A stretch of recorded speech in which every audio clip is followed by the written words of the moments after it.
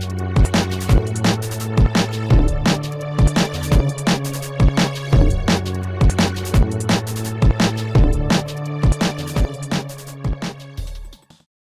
दोस्तों, एक बार फिर से आप सभी का स्वागत है इस चैनल जिसका नाम है श्री एजुकेशन। तो आज की इस वीडियो में हम देखेंगे most expected physics question for CHSL और NTPC के लिए।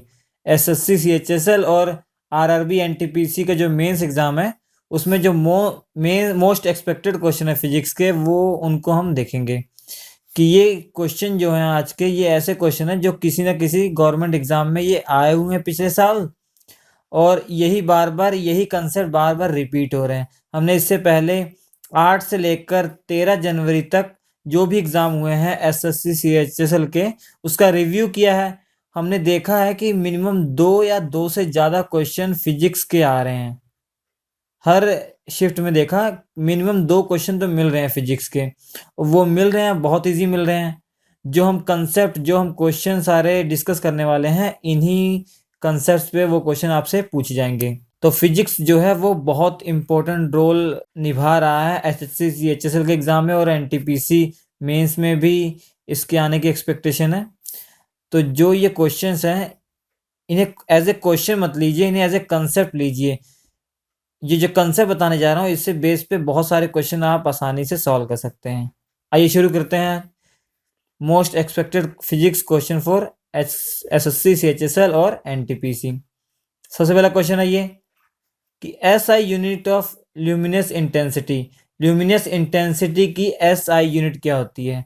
तो ल्यूमिनस इंटेंसिटी की SI यूनिट होती है कैंडिला। कैंडिला जो होती है वो ल्यूमिनस इंटेंसिटी की SI यूनिट होती है। ल्यूमिनस इंटेंसिटी एक ऐसी फिजिकल क्वांटिटी है जिसे हम फंडामेंटल फिजिकल क्वांटिटी कहते हैं। जिसे हम क्या कहते हैं? फंडामेंटल फिजिकल क्वांटिटी या बेसिक क्वांटिटी, या और बेसिक क्वांटिटी। हम जानते हैं फिजिकल क्वांटिटी 2 प्रकार की होती हैं। पहली फंडामेंटल फिजिकल क्वांटिटी, दूसरी derived physical quantity. Fundamental physical quantity हमारे पास 7 है। पूरी फिजिक्स में 7 फंडामेंटल फिजिकल क्वांटिटी है। इसे छोड़कर, इन 7 को छोड़कर बाकी जितनी भी फिजिकल क्वांटिटी हैं वो सभी क्या है? डिराइव्ड फिजिकल क्वांटिटी है। ये 7 जो हैं, जैसे मास, पहला मास हो गया, दूसरा लेंथ, तीसरा टाइम, चौथा टेम्परेचर, पांचवा आपका ये हो गया ल्यूमिनस इंटेंसिटी हो गया, छठवां हो गया इलेक्ट्रिक करंट, और सातवां आपका हो गया अमाउंट ऑफ सब्सटेंस। तो ये 7 हमारे जो हमने अभी बताए हैं, ये हमारी फंडामेंटल फिजिकल क्वांटिटी है। बाकी इन 7 को छोड़कर बाकी जितनी भी फिजिकल क्वांटिटी हैं वो सभी डिराइव्ड फिजिकल क्वांटिटी है। जैसे force, velocity, speed, acceleration, power, work, ये सभी क्या हमारी डिराइव्ड फिजिकल क्वांटिटी है। फंडामेंटल फिजिकल क्वांटिटी को फंडामेंटल क्यों कहते हैं? फंडामेंटल फिजिकल क्वांटिटी को फंडामेंटल फिजिकल क्वांटिटी इसीलिए कहते हैं क्योंकि ये ऐसी फिजिकल क्वांटिटी होती हैं किसी दूसरी फिजिकल क्वांटिटीज पर डिपेंड नहीं करती। जबकि जो डिराइव्ड फिजिकल क्वांटिटी होती हैं, ये 2 या 2 से ज़्यादा फंडामेंटल फिजिकल क्वांटिटी पर डिपेंड करती हैं। जैसे कि कोई ऑब्जेक्ट है, इसका हमें अगर मास मेजर करना है, तो मास इसके मेजर करने के लिए ना ही हमें लेंथ को मेजर करना पड़ेगा, ना ही कुछ मेजर करना पड़ेगा इसे। तो मास क्या है? Fundamental physical quantity. तो किसी भी ऑब्जेक्ट की जो फिजिकल क्वांटिटी है, अगर वो किसी दूसरी फिजिकल क्वांटिटी पे डिपेंड नहीं करता, तो उसे फंडामेंटल फिजिकल क्वांटिटी कहते हैं। अब मान लिया एक साइकिल वाला है, ये किसी स्पीड v से स्पीड से जा रहा है, v स्पीड से जा रहा है, तो इसकी वेलोसिटी को मेजर करने के लिए हमें क्या करना पड़ेगा? Speed is equal to distance upon time. Speed is equal to distance upon time. तो इसकी स्पीड को मेजर करने के लिए हमें इसने कितनी डिस्टेंस कवर की वो भी मेजर करना पड़ेगा। उस डिस्टेंस को कवर करने में कितना टाइम लगा इसे वो भी मेजर करना पड़ेगा। तब जाकर हम इसकी स्पीड मेजर कर सकते हैं। तो इसलिए स्पीड हमारी क्या है? डिराइव्ड फिजिकल क्वांटिटी है। आप देख सकते हैं यहाँ पर ये लेंथ पर भी मेजर कर रहा है, लेंथ पर भी डिपेंड कर रहा है, और टाइम पर भी डिपेंड कर रहा है, इसलिए ये डिराइव्ड फिजिकल क्वांटिटी है। और दूसरा हम फोर्स हमने बताया आपको डिराइव्ड फिजिकल क्वांटिटी है। कैसे कि फोर्स इज इक्वल टू क्या होता है, मास इनटू एक्सेलरेशन। किसी भी पार्टिकल का मास m है, वो a एक्सेलरेशन से एक्सेलरेशन कर रहा है, एक्सेलरेट कर रहा है, तो जो उसका फोर्स उस पर लग रहा होगा वो m इंटू ए होगा। यही हमारा न्यूटन्स का सेकंड लॉ है। न्यूटन का सेकंड लॉ यही कहता है, अगर कोई ऑब्जेक्ट जिसका मास m है वो a एक्सेलरेशन से एक्सेलरेट हो रहा है, तो उस पर जरूर कोई फोर्स लग रहा होगा। उस फोर्स की वैल्यू कितनी होती है, फिजिकल टू एम है। आप देख सकते हैं इस पे जो फोर्स लग रहा है उसे मेजर करने के लिए मास भी चाहिए और एक्सीलरेशन भी चाहिए, तो हमें मालूम हो जाएगा इस पे फोर्स कितना लग रहा है। तो इसलिए फोर्स भी क्या है, डिराइव्ड फिजिकल क्वांटिटी है। तो इस एक क्वेश्चन की सहायता से आपको इतने सारे कंसेप्ट मालूम हो गए। इसमें ऐसे ही क्वेश्चन पूछे जाएंगे, अगर ये सब आपको कंसेप्ट आते हैं तो कोई भी क्वेश्चन बनाया जाए आप आसानी से कर पाएंगे। दूसरा क्वेश्चन है ये, a boy standing in front of plane mirror at a distance of 3 metre from it, what is the distance between the boy and his image. देखिए कोई भी प्लेन मिरर है, कोई भी प्लेन मिरर है, इसके सामने जितनी भी डिस्टेंस पर ऑब्जेक्ट को रखा जाएगा, इसके सामने जितनी भी डिस्टेंस पर ऑब्जेक्ट को रखा जाएगा, इस मिरर के पीछे उतनी ही डिस्टेंस पर इसकी इमेज बनेगी, इसकी इमेज बनेगी। यहां पर D I will be equal to D O होगा। तो प्लेन मिरर के लिए जितनी डिस्टेंस पर ऑब्जेक्ट रखा जाता है, मिरर के पीछे उतनी डिस्टेंस पर उसकी इमेज बनती है। जो ये इमेज बनती है इसकी, ये इमेज जो होती है वो वर्चुअल इमेज होती है, इमेजिनरी इमेज होती है। अब देखिए, अब लिखा हुआ है a boy standing in front of the plane mirror. एक लड़का है, ये प्लेन मिरर के सामने खड़ा हुआ है 3 मीटर की डिस्टेंस पर। कितनी, 3 मीटर की डिस्टेंस पर। What is the distance between the boy and his image. हम जानते हैं ये लड़का यहाँ पर खड़ा हुआ है, अब जो इसकी इमेज बनेगी वो भी 3 मीटर पीछे कहीं बनेगी। ये इसकी इमेज है, ये ऑब्जेक्ट है, तो इसके बीच में डिस्टेंस आप बता सकते हैं कितनी है, 3 + 3 6। तो ये आंसर आ जाएगा 6 मीटर की डिस्टेंस है इसके इमेज और ऑब्जेक्ट के बीच में। तो हमारा बी आंसर सही हो जाएगा, बी आंसर सही हो जाएगा। और जो प्लेन मिरर है, अगर इसकी आपसे फोकल लेंथ कोई पूछे तो इसकी focal length F physical to होती है इन्फिनिटी। कितनी होती है, इन्फिनिटी। फोकल लेंथ, किसी मिरर की फोकल लेंथ आपको मेजर करनी है तो उस मिरर के सामने एक ऑब्जेक्ट रखिए और ऑब्जेक्ट और मिरर के बीच की डिस्टेंस कितनी हो, इन्फिनिटी।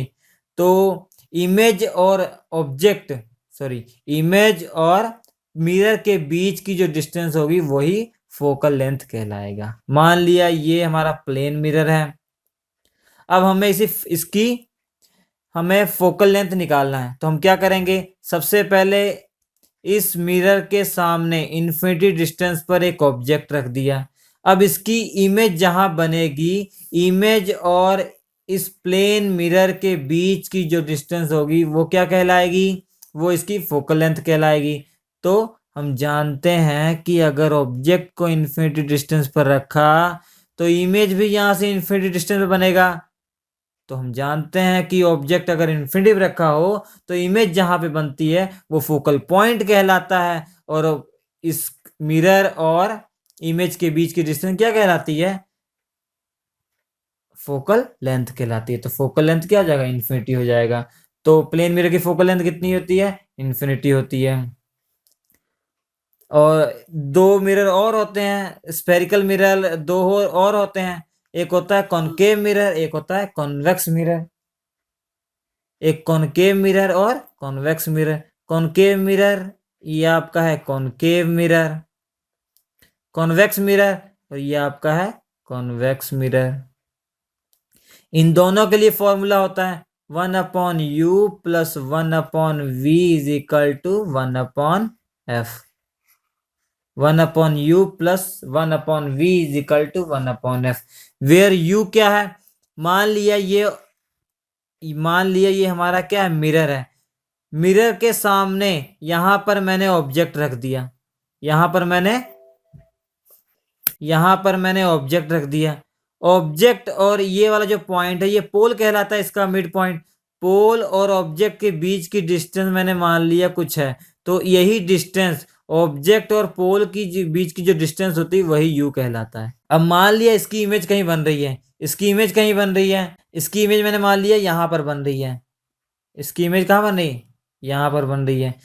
इमेज इसकी इस साइड बनेगी कॉनकेव के केस में, मगर मैंने आपको समझाने के लिए बता रहा हूँ। मान लिया इमेज यहाँ पर बन रही है, तो इमेज और इसके पोल के बीच की डिस्टेंस होगी वो v कहलाएगी। u क्या होता है? ऑब्जेक्ट और पोल के बीच की डिस्टेंस। v क्या होता है? इमेज और पोल के बीच की डिस्टेंस। और f क्या होता है? इसकी फोकल लेंथ। ऐसा पॉइंट, फोकल पॉइंट और इसकी पोल के बीच की डिस्टेंस को क्या कहते हैं? फोकल लेंथ कहते हैं।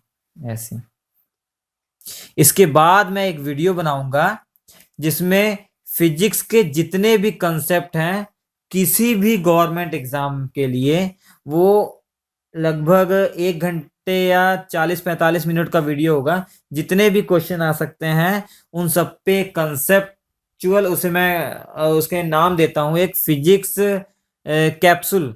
फिजिक्स कैप्सूल एक ऐसा वीडियो रहेगा जिसमें फिजिक्स के सारे ही कंसेप्ट का निचोड़ उसमें है।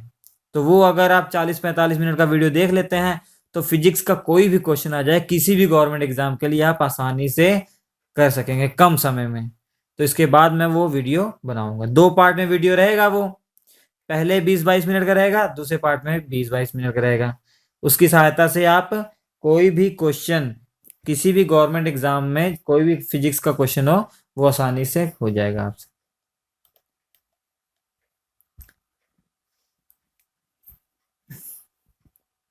Hydrogen bomb is based upon the principle of. जो हाइड्रोजन बम होता है, हाइड्रोजन बम में क्या होता है? उसमें हाइड्रोजन प्लस हाइड्रोजन मिलकर हीलियम बनाते हैं और कुछ एनर्जी रिलीज होती है। तो ये कहलाता है न्यूक्लियर फ्यूजन, नाभिकीय संलयन, जो सूरज में होती है। सूरज की जो एनर्जी का रहस्य है वो क्या है? न्यूक्लियर फ्यूजन ही है। हाइड्रोजन बॉम्ब का जो प्रिंसिपल है वो भी किस पे बेस है? न्यूक्लियर फ्यूजन पर है, जिसमें दो छोटे छोटे पार्टिकल, दो छोटे छोटे न्यूक्लियर मिलकर एक बड़ा न्यूक्लियर बनाते हैं और कुछ एनर्जी रिलीज करते हैं, तो ये न्यूक्लियर फ्यूजन होता है। और न्यूक्लियर फ्यूजन में क्या होता है? नाभिकीय विखंडन। न्यूक्लियर फ्यूजन में एक बड़ा न्यूक्लियर छोटे छोटे टुकड़ों में टूटता है और न्यूट्रॉन निकलते हैं, न्यूट्रॉन के साथ एनर्जी निकलती है। जैसे यूरेनियम 238, ये इस पे अगर न्यूट्रॉन की बमबारी कराई जाए तो ये छोटे छोटे न्यूक्लियर में टूट जाता है।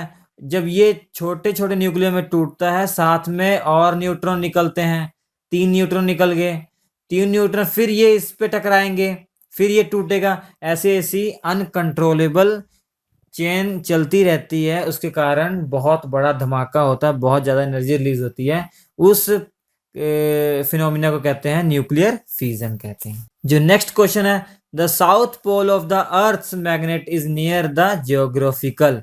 ये देखिए क्या कह रहा है, ये मैंने मान लिया अर्थ है, ये इसका एक्सिस है, ये वाला पार्ट मैंने मान लिया नॉर्थ है, ये वाला पार्ट साउथ है।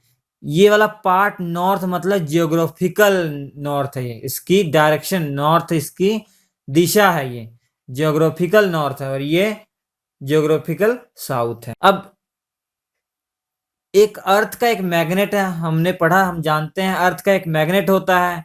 अर्थ का जो मैग्नेट होता है इसके एक्सिस से कुछ एंगल पर होता है, इसके एक्सिस से कुछ एंगल पर होता है।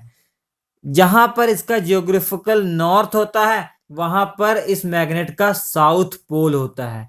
यहां जहां पर इसका साउथ होता है अर्थ का, वहां पे मैग्नेट का नॉर्थ होता है। हम जानते हैं कोई भी मैग्नेट उसके 2 पोल होते हैं, एक नॉर्थ पोल होता है, एक साउथ पोल होता है। नॉर्थ पोल से मैग्नेटिक फील्ड की जो रेज है, मैग्नेटिक फ्लक्स है, वो बाहर की ओर निकलता है, तो यहां पर एंटर करता है। ऐसे मैग्नेटिक लाइंस जो हैं यहाँ से बाहर निकलती, यहाँ पर अंदर एंटर करते हैं, ये सब इमेजिनरी होता है, ये एक्चुअली फोर्स की डायरेक्शन बताता है। यहाँ पे ये फोर्स की डायरेक्शन है। जहां पर इसका साउथ होता है मैग्नेट का, वहां पर इसका नॉर्थ होता है। तो पूछा क्या गया है, the south pole of the earth magnet, south pole earth magnet यही है, इज नियर द जियोग्राफिकल, किसके नियर होता है, नॉर्थ के, जियोग्राफिकल नॉर्थ के नियर होता है। तो ये आंसर आ जाएगा। इसमें कोई भी क्वेश्चन पूछिए आपसे, आप बता सकते हैं। Number of basic SI unit, basic मतलब अभी हमने बताया फंडामेंटल, तो कितनी फंडामेंटल क्वांटिटीज हैं, 7 फंडामेंटल क्वांटिटीज हैं। और उन फिजिकल क्वांटिटीज को जिसमें मेजर करेंगे वो क्या होगा, यूनिट होगा, तो इनकी 7 ही यूनिट होंगी। तो ये इसका आंसर आ जाएगा 7।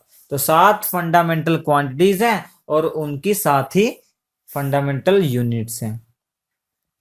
अब जैसे 7 फंडामेंटल क्वांटिटी हमने बताया था आपको, पहला मास बताया था तो उसका क्या हो जाएगा, उसकी यूनिट किलोग्राम हो जाएगी।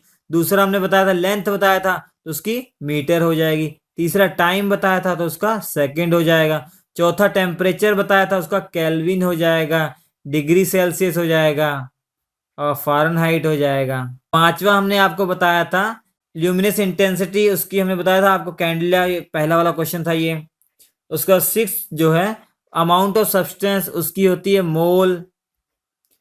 और 7th वाला हमने आपको बताया था इलेक्ट्रिक करंट, जिसकी यूनिट होती है एम्पियर, जिसकी यूनिट होती है एम्पियर। तो 7 हमारी फंडामेंटल क्वांटिटीज हैं और सातों उनकी यूनिट 7 ही बेसिक या फंडामेंटल यूनिट्स हैं। The working principle of washing machine is, the working principle of washing machine, washing machine किस प्रिंसिपल पर काम करता है। देखिए ध्यान से, वॉशिंग मशीन का टॉप व्यू मैंने मान लिया ये है, वॉशिंग मशीन का टॉप व्यू ये है। हम इसमें जब कपड़े डालते हैं तो कपड़े इस तरीके से घूमते हैं, इसमें तो घूमते हैं। तो इससे पहले आपको ये मालूम होना चाहिए, कोई भी पार्टिकल अगर सर्कुलर पाथ पर घूम रहा है तो उस पे सेंटर से बाहर की ओर एक फोर्स लगता है जिसे कहते हैं सेंट्रीफ्यूगल फोर्स, एक अंदर की ओर लगता है उसे कहते हैं सेंट्रीपिटल फोर्स। हमने न्यूटन थर्ड लॉ हम जानते हैं, for every action there is equal and opposite reaction. तो सेंट्रीपिटल फोर्स अंदर की होता है, तो इसको बैलेंस करने के लिए इसका जो रिफ्लेक्शन फोर्स होता है वो होता है ये सेंट्रीफ्यूगल फोर्स। तो इसकी जो वैल्यू होती है mv² होती है, mv² होती है, mv² होती है। अब देखिए m क्या है, जो पार्टिकल सर्कुलर पाथ पर घूम रहा है उसका मास है। v क्या है, कितनी वेलोसिटी से घूम रहा है। r क्या है, कितने रेडियस पर घूम रहा है। तो जो धूल के कण होंगे उनका मास m होगा, वो भारी होंगे, तो उनपे जो फोर्स लग रहा होगा वो क्या होगा, ज्यादा होगा। तो फोर्स ज्यादा लगने की वजह से क्या होंगे, वो किनारे किनारे आ जाएंगे और जो भी आपका कपड़ा रहेगा मिड पॉइंट में वो साफ हो जाएगा। तो ये सेंट्रीफ्यूगल फोर्स इस पे काम करता है। तो सेंट्रीफ्यूगेशन ये प्रिंसिपल होता है, centrifugation. Sound and light waves both, sound और लाइट वेव ये 4 उनकी करेक्टरिस्टिक दी हुई हैं, इन्हें बोला गया कौन सा ऑप्शन सही है। हैव सिमिलर वेवलेंथ, बिल्कुल नहीं होती, वो उनकी वेवलेंथ बिल्कुल से सेम नहीं होती। वेवलेंथ क्या होती है कि टी सेकंड में, जो कि टी उनका टाइम पीरियड है, टी सेकंड में वेव ने जितनी भी लेंथ ट्रेवल की, जितनी भी लेंथ उसने ट्रेवल की, दोनों का इक्वल बिल्कुल नहीं होता, दोनों का इक्वल बिल्कुल नहीं होता। आप इससे भी निकाल सकते हैं v is equal to F into lambda, where lambda is wavelength, v is velocity of light, और जिसका निकालना है लाइट या साउंड, और अपॉन f उसकी फ्रीक्वेंसी रहेगी।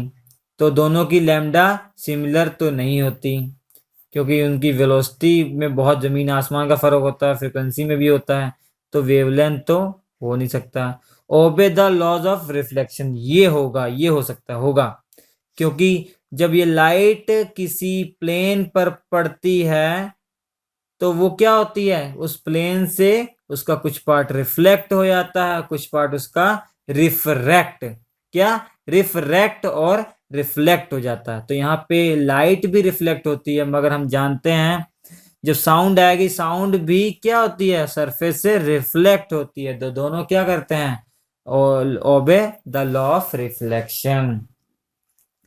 Travel as a longitudinal wave, ये बिल्कुल नहीं होगा। लॉन्गिट्यूडनल वेव्स ये होती हैं, साउंड वेव होती हैं, बिल्कुल नहीं हो सकती।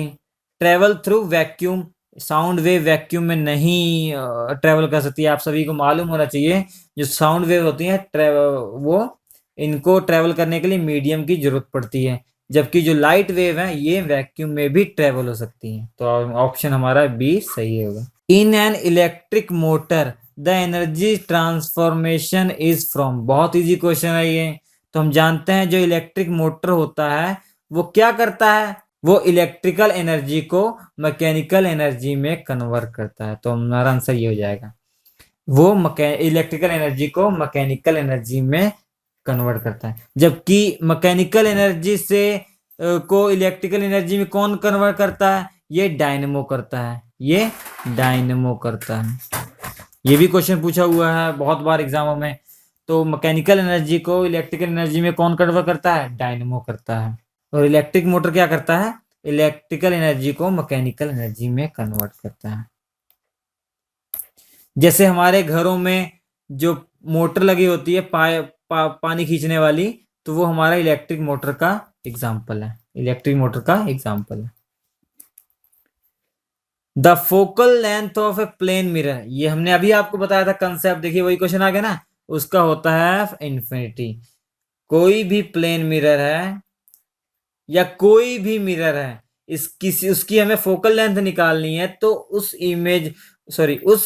मिरर से इन्फिनिटी डिस्टेंस पर हम ऑब्जेक्ट रखेंगे, इन्फिनिटी डिस्टेंस पर हम ऑब्जेक्ट रखेंगे, उसकी इमेज यहां पर बनेगी, वो भी इन्फिनिटी डिस्टेंस पर होगा। तो इमेज जहां पर बनेगी और मिरर जहां पर होगा उसके बीच की जो डिस्टेंस होगी वो क्या कहलाएगी, हमारी फोकल लेंथ कहलाएगी। किसी की फोकल लेंथ आपको निकालनी हो ना, तो आप क्या कीजिए, उस मिरर के सामने ऑब्जेक्ट रखिए इन्फिनिटी डिस्टेंस पर, जहां पर इमेज बनेगी वही उसकी क्या कहलाएगी, फोकल लेंथ कहलाएगी। आपको मैं एक एग्जांपल बता ही देता हूं। देखिए जैसे ये आपका है एक मिरर जो कि है कॉनकेव मिरर, इसकी फोकल लेंथ हमें निकालनी है। इसकी फोकल लेंथ निकाले, हम जानते हैं इसकी फोकल लेंथ क्या होती है, एफ होती है ना, आप जानते हैं, कोई दिक्कत नहीं। हमने ऑब्जेक्ट को रखा इन्फिनिटी डिस्टेंस पर, तो u इज इक्वल टू क्या हो जाएगा, इन्फिनिटी। हमने बताया था ना u क्या होता है, u फॉर्मूला होता है ना 1/u plus 1/v is equal to 1/f। तो u होता है कि ऑब्जेक्ट और इसके बीच की डिस्टेंस, तो u क्या हो जाएगा, इन्फिनिटी हो जाएगा। मगर ये राइट साइड है, इस साइड को हम अगर नेगेटिव मानेंगे तो इस साइड को पॉजिटिव मानेंगे, मगर इस साइड मतलब इस साइड की डिस्टेंस को हम नेगेटिव लेंगे, इसको ओरिजिन मान लेंगे, इस साइड की डिस्टेंस को हम नेगेटिव मानेंगे, इस साइड की डिस्टेंस को पॉजिटिव मानेंगे, इस ओरिजिन से ऊपर की डिस्टेंस को हम पॉजिटिव मानेंगे, नीचे को हम क्या करेंगे, नेगेटिव मानेंगे। तो u इस साइड है तो negative, u is equal to क्या जगह, इन्फिनिटी, तो ये -1/इन्फिनिटी। और v क्या होगा, इमेज की डिस्टेंस। हमने आपको बताया है कि अगर ऑब्जेक्ट को मिरर से इन्फिनिटी डिस्टेंस पर रखेंगे, इमेज जहां पर भी बनेगी, इमेज जहां पर भी बनेगी उसकी पोल से जो डिस्टेंस होगी वही उसकी फोकल लेंथ कहलाएगी। ये आपको समझाने के लिए बता रहा हूं, मगर इमेज जो है इसी साइड बनेगी, इसकी कॉनकेव के लिए इस साइड बनती है जिस साइड ऑब्जेक्ट रखा होता है।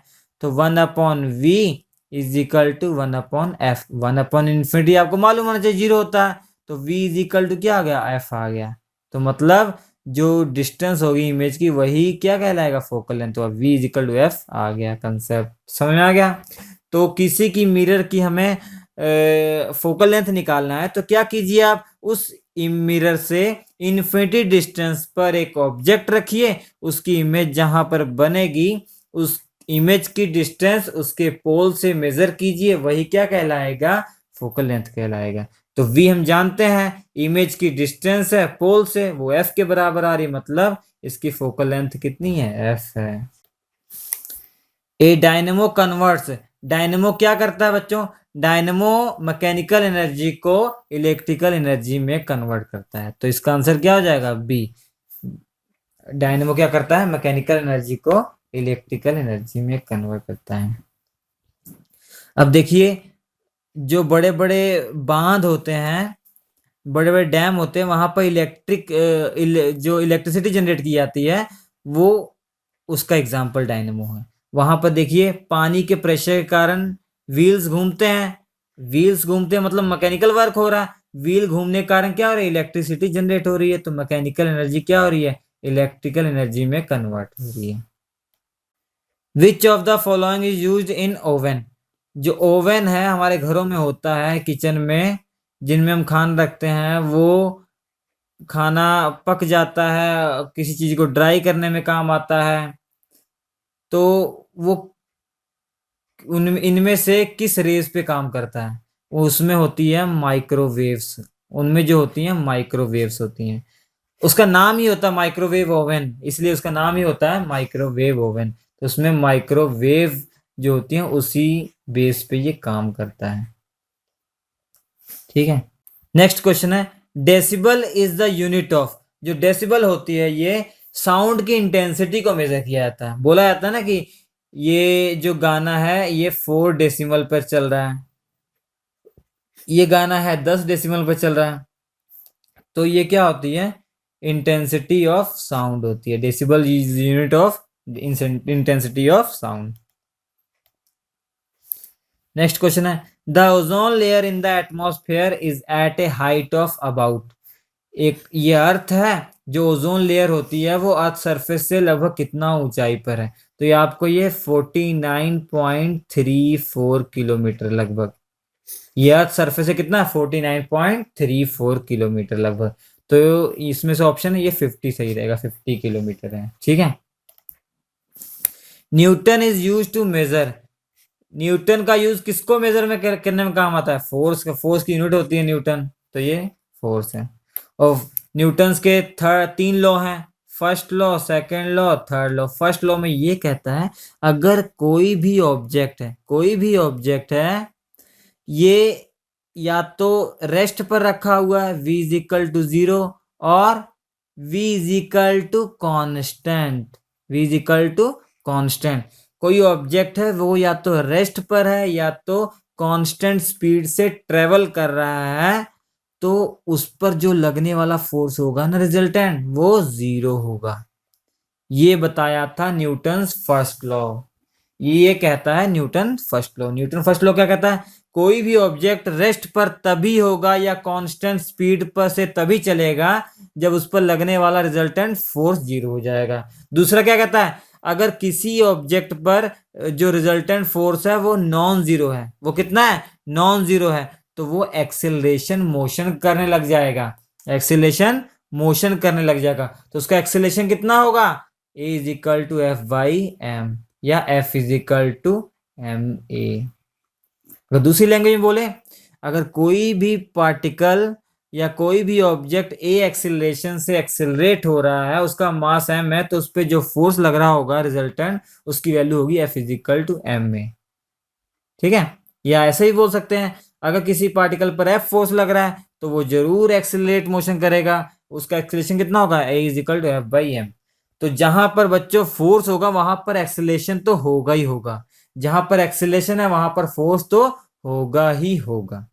ठीक है, अब देखिए आप फॉर्मूला लगाते हैं, speed is equal to distance upon time, speed is equal to distance upon time, ये फॉर्मूला तभी लगेगा जब स्पीड हमारी कांस्टेंट होगी, जब स्पीड हमारी कांस्टेंट होगी, या एवरेज स्पीड पूछा हो तो average speed is equal to total distance upon total time हो जाएगा।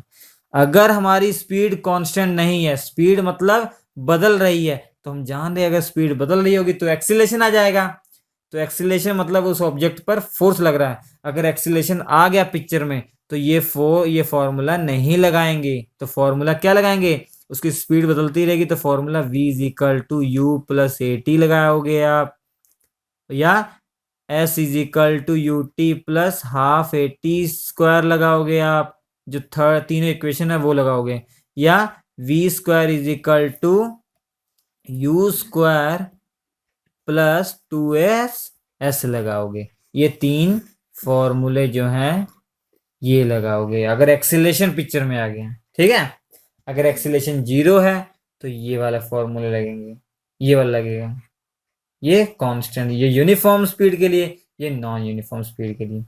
और थर्ड रूल क्या कहता है, उसका थर्ड रूल क्या कहता है न्यूटन का, for every action there is equal and opposite reaction. हमने कहीं फोर्स लगाया F, दीवार पर, तो दीवार भी उतना ही फोर्स लगाता है बट ऑपोजिट डायरेक्शन में। सबसे अच्छा एग्जांपल इसका बहुत बार क्वेश्चन पूछा हुआ एग्जाम में कि रॉकेट, रॉकेट का जो ऊपर जाना वो किस न्यूटन्स के किस रूल का एग्जाम्पल है, तो ये थर्ड रूल का एग्जाम्पल है, ये थर्ड रूल का एग्जाम्पल है।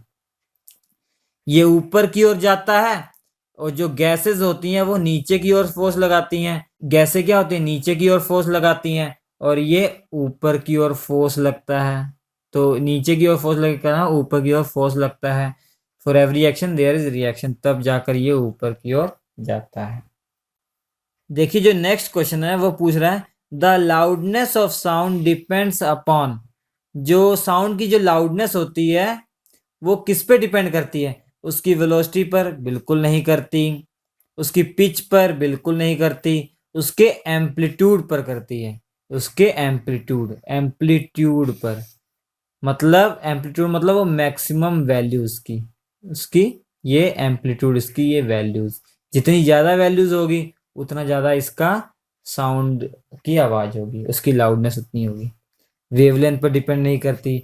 वेवलेंथ से क्या होता है, वेवलेंथ से आपका ये डिस्टेंस चेंज हो जाती है, मतलब एक साइकिल में जो डिस्टेंस है वो चेंज होती है, तो वेवलेंथ से कोई फर्क नहीं पड़ता। लाउडनेस जो होती है साउंड की वो एम्पलीट्यूड पे डिपेंड करती है। देखिए कई एग्जामों में बहुत इजी क्वेश्चन पूछा, सबको इसमें इसको करने का कोई मतलब ही नहीं है। एसआई यूनिट ऑफ टाइम क्या है, सेकंड है, ये बहुत इजी क्वेश्चन है, इसमें कोई डिस्कस करने की जरूरत ही नहीं। A player making a long jump is an example of, एक प्लेयर है वो लॉन्ग जंप मार रहा है, तो किसका एग्जाम्पल है वो, देखिए जो प्लेयर आता है वो क्या है, ऐसे दौड़ दौड़ के आता है, दौड़ दौड़ के यहाँ से कूदता है, ऐसे जाता है ना, ऐसे आता है, तो ये किसका एग्जाम्पल है, ये प्रोजेक्टाइल मोशन का एग्जाम्पल है।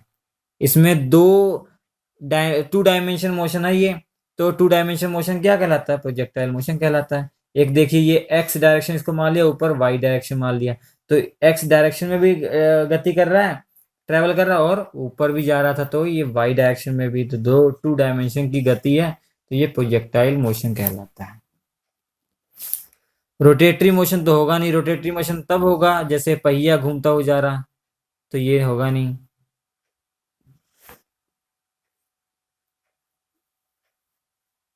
स्पिनिंग मोशन होगा नहीं कि स्पिन करता हुआ जा रहा है ऐसे। हॉरिजॉन्टल मोशन तो होगा नहीं, हॉरिजॉन्टल मोशन तो हॉरिजॉन्टल सरफेस में, हॉरिजॉन्टल लाइन में जा रहा है ऐसे, तो होगा नहीं। A rocket works on the principle of conservation of, ये देखिए अच्छा एग्जांपल है। जो रॉकेट होता है, रॉकेट वो किस प्रिंसिपल के कंजर्वेशन पे वर्क करता है, तो ये लीनियर मोमेंटम पर वर्क करता है, लीनियर मोमेंटम कंजर्वेशन पर डिपेंड करता है। जब रॉकेट जाता है ना ऊपर, जो रॉकेट ऊपर जाता है तो उसका जो टोटल लीनियर मोमेंटम रहता है वो कंजर्व रहता है, मतलब इनिशियल में जितना रहेगा उतना ही क्या रहेगा, फाइनल में रहेगा। अभी रॉकेट यहाँ पर है, अभी चल नहीं रहा, तो इनिशियल उसका क्या है, जीरो, तो फाइनल भी उसका लीनियर मोमेंटम क्या होगा, जीरो। और हम जानते हैं ये जब ऊपर जाएगा इसकी कुछ मास m1 माने वाले, इसकी वेलोसिटी v1 है, और जो गैसें निकल रही हैं उसका मास m2 मैंने मान लिया, उसकी वेलोसिटी v2 है। और हम जानते हैं initial momentum is equal to final, तो फाइनल भी जीरो होना चाहिए, तो फाइनल टोटल मोमेंटम लिखेंगे तो क्या होगा, m1 v1 plus m2 v2, ये भी क्या होना चाहिए, जीरो होना चाहिए, तो m1 v1 इक्वल टू क्या आ गया, m2 v2 माइनस, तो यहाँ से हम v2 या v1 की वेलोसिटी निकाल सकते हैं। माइनस निशान जो बता रहा है क्या है, दोनों की डायरेक्शन बता रहा है, दोनों की हम जानते हैं वेलोसिटी वेक्टर क्वांटिटी है, तो इसकी v1 डायरेक्शन ये होगी, तो v2 की डायरेक्शन क्या होगी, ये होगी। तो सिंपल सी बात है, रॉकेट जो होता है वो किस प्रिंसिपल के कंजर्वेशन में वर्क करता है, वो लीनियर मोमेंटम पे। इसके बाद का जो हमने बताया ना आपको पहले जो वीडियो, उसमें ये सारे कंसेप्ट मैं आपको बता दूंगा, ये कंसेप्ट आपको समझ में आ जाएंगे, तो कोई भी क्वेश्चन 100 से ज्यादा क्वेश्चन इसे बना ली जाए आप आसानी से कर देंगे। मैं बहुत इजी तरीके से आपको सारे कंसेप्ट बताऊंगा, बहुत बेसिक बेसिक से, और पूरे उसको खोल के अच्छे से उसको एक्सप्लेन करूंगा, ताकि आपको याद कुछ ना करना पड़े, कुछ भी याद ना करना पड़े। तो अगर आप हमारे चैनल पर हमारे चैनल पर वीडियो पहली बार देख रहे हैं तो हमारे चैनल को आप सब्सक्राइब कर सकते हैं, जिससे कि जितने वीडियोस आपको मिलेंगे अच्छे अच्छे वो सारे नोटिफिकेशन मिलते रहेंगे, तो आपका एग्ज़ाम जो है वो फ्यूचर में अच्छा होता ही रहेगा। तो जल्दी से हमारे चैनल को सब्सक्राइब कर लीजिए ताकि आप उसका वीडियोस का लाभ उठा सकें और अच्छे मार्क्स गेन कर सकें। हमारे चैनल पर आपको 2 से 3 वीडियो डेलीज अपडेट होती रहेंगी, आपको मिलती रहेंगी। The angular velocity depend upon the rate of change of the, जो एंगुलर वेलोसिटी होती है ओमेगा, एंगुलर वेलोसिटी मतलब कोई भी पार्टिकल है, मान लिया सर्कुलर पाथ पर घूम रहा है, कोई भी पार्टिकल क्या है, सर्कुलर पाथ पर घूम रहा है, ये इसका एक्सिस, इसके परपेंडिकुलर। अभी पार्टिकल यहाँ पर था पहली पॉइंट, कुछ देर बाद यहाँ पर पहुंच गया सेकंड पोजीशन पर, तो इसने एंगल कितना कवर किया, थीटा, डेल्टा थीटा मैंने मान लिया कवर किया, और टाइम कितना लगा, टी, तो इसकी जो एंगुलर वेलोसिटी होगी वो क्या हो गई, delta theta upon delta T या टी। तो एंगुलर जो वेलोसिटी होती है वो होती है चेंज इन एंगुलर डिस्प्लेसमेंट और चेंज इन टाइम। तो एंगुलर डिस्प्लेसमेंट के चेंज होने के रेट पर डिपेंड करती है एंगुलर वेलोसिटी। तो ये क्या आएगा, एंगुलर डिस्प्लेसमेंट, तो ये आंसर आ जाएगा सी, एंगुलर डिस्प्लेसमेंट। ये क्या हो जाएगा, एंगुलर डिस्प्लेसमेंट अपॉन टाइम। तो इसकी यूनिट अगर लिखें, इसकी यूनिट क्या हो जाएगी, एंगल की यूनिट हम जानते हैं रेडियन होती है, तो रेडियन पर सेकंड हो जाएगी। एंगुलर वेलोसिटी की यूनिट क्या हो जाएगी, रेडियन पर सेकंड हो जाएगी। साउंड वेव्स इन एयर, अभी हमने इसके पहले बताया साउंड वेव इन एयर कैसी होती हैं, लॉन्गिट्यूडनल होती हैं। ये क्या होती हैं, longitudinal. Who among the following is a scalar quantity, इनमें से स्केलर क्वांटिटी कौन है, इनमें से स्केलर क्वांटिटी कौन है। फोर्स क्या है, स्केलर क्वांटिटी नहीं है, ये एक वेक्टर क्वांटिटी है।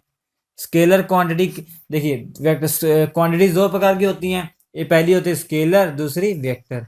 स्केलर वेक्टर, स्केलर में क्या होता है, केवल मैग्नीट्यूड होता है, केवल मैग्नीट्यूड, इसमें मैग्नीट्यूड भी होता है और डायरेक्शन भी होती है, मैग्नीट्यूड भी होता है डायरेक्शन भी होती है। देखिए किसी ऑब्जेक्ट पर आप फोर्स लगा रहे हैं तो फोर्स पे डिपेंड तो करेगा मगर उसकी डायरेक्शन पर भी डिपेंड करेगा किस डायरेक्शन से फोर्स लग रहा है, तो फोर्स क्या हमारा वेक्टर क्वांटिटी है। प्रेशर हमारा क्या है, प्रेशर वेक्टर क्वांटिटी नहीं है, प्रेशर जो है वो वेक्टर क्वांटिटी नहीं है, तो ये स्केलर क्वांटिटी है। जबकि वेलोसिटी भी वेक्टर क्वांटिटी है, एक्सीलरेशन भी वेक्टर क्वांटिटी है, तो इसमें पूछा गया कौन सी स्केलर क्वांटिटी है, तो हमारी स्केलर क्वांटिटी क्या है, प्रेशर हमारा स्केलर क्वांटिटी है, प्रेशर हमारा स्केलर क्वांटिटी है।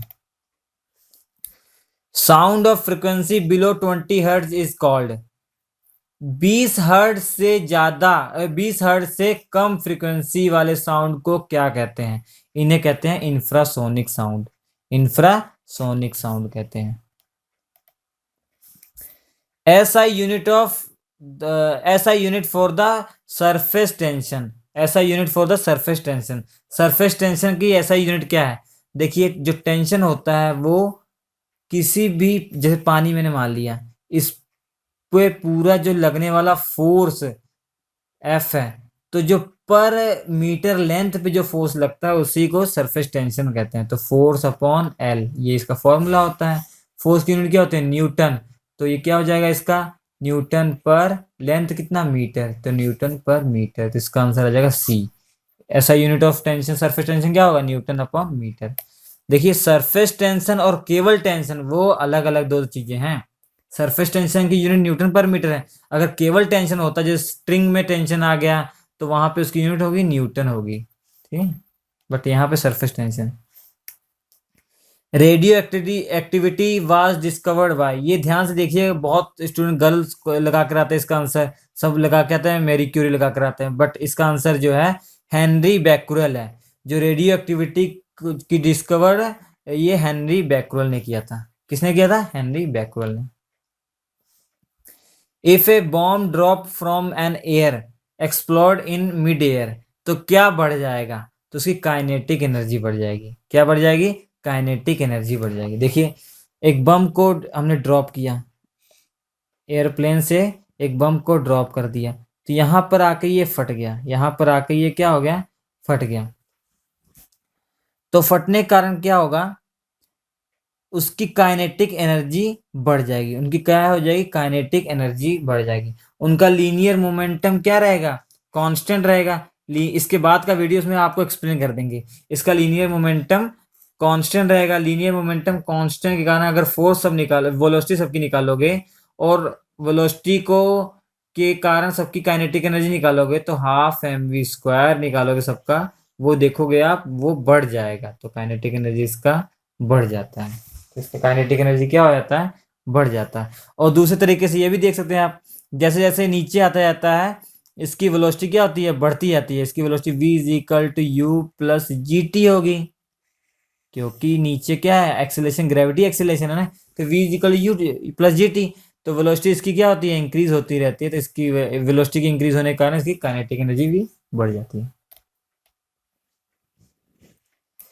Fat can be separated from milk in A cream separator. दूध से जो फैट को अलग किया जाता है, किस बेस पे किया जाता है? देखिए, जब दूध को घुमाया जाता है, जो दूध में फैट होता है उसका मास अधिक होता है, तो मास अधिक के होने के कारण बाहर की ओर फोर्स लगेगा, सेंट्रीफ्यूगल फोर्स लगेगा। अभी इसके पहले मैंने बताया, जो कपड़ों वाला, कपड़ों से जमैन कैसे निकालते हैं, तो क्या हो जाएगा? Centrifugal force. तो कहाँ गया सेंट्रीफ्यूगल? ये आ गया सेंट्रीफ्यूगल फोर्स आ जाएगा। नेक्स्ट क्वेश्चन है, in a transistor the base is an insulator. बिल्कुल नहीं होता। पूरे ट्रांजिस्टर में सभी तीन चीजें होती हैं। ट्रांजिस्टर जो होता है उसमें तीन चीजें होती हैं, एक एमीटर होता है, एक बेस होता है, एक कलेक्टर होता है। तीनों ही क्या होती हैं? सेमीकंडक्टर होती हैं। तीनों ही क्या होती हैं? सेमीकंडक्टर होती हैं। और तीनों ही अशुद्ध सेमीकंडक्टर होती हैं। कौन सी? अशुद्ध। अशुद्ध मतलब एक्सट्रेंसिक, शुद्ध मतलब इंट्रेंसिक, एक्सट्रेंसिक मतलब अशुद्ध। तो ये होता है डी ऑप्शन आ जाएगा, एन एक्सट्रेंसिक सेमीकंडक्टर। अब एक क्वेश्चन और भी बन सकता है, इसमें जो सबसे छोटा साइज होता है वो बेस का होता है। अगर साइज की हम बात करें तो बेस का सबसे छोटा साइज होता है, उसके बाद एमीटर का, उसके बाद कलेक्टर का। तो कलेक्टर का सबसे बड़ा साइज हो जाता है, उसके बाद एमीटर का, फिर बेस का हो जाता है। ठीक है। और ये ट्रांजिस्टर जो होते हैं दो प्रकार के होते हैं, एक पीएनपी ट्रांजिस्टर होता है, एक एनपीएन ट्रांजिस्टर होता है। PNP transistor, NPN transistor. PNP transistor का मतलब P transistor, P type semiconductor, ये पी टाइप सेमीकंडक्टर कहलाएगा और ये एन टाइप सेमीकंडक्टर कहलाएगा। पी टाइप सेमीकंडक्टर में मतलब ऐसा सेमीकंडक्टर जिसमें मेजोरिटी में होल हो, जिसमें मेजोरिटी में होल हो।